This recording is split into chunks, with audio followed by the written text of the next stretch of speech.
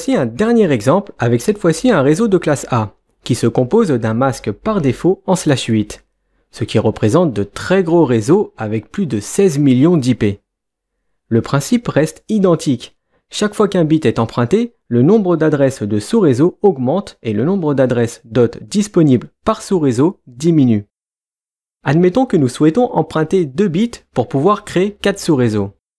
Si une adresse réseau est divisée, alors le premier sous-réseau qui est obtenu est appelé le subnet 0. Ici, il s'agit du réseau 10.0.0.0. Pour déterminer chaque adresse de sous-réseau subnettée, il faut augmenter l'adresse réseau par la valeur du dernier bit que l'on a emprunté. Dans cet exemple, 2 bits sont empruntés pour le sous-réseau de la même adresse réseau 10.0.0.0. La première adresse de sous-réseau est donc 10.3 fois 0. Il s'agit du subnet 0.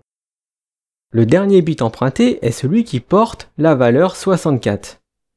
Donc la prochaine adresse de sous-réseau sera 10.64.0.0, ensuite 10.128.0.0 et la dernière sera 10.192.0.0.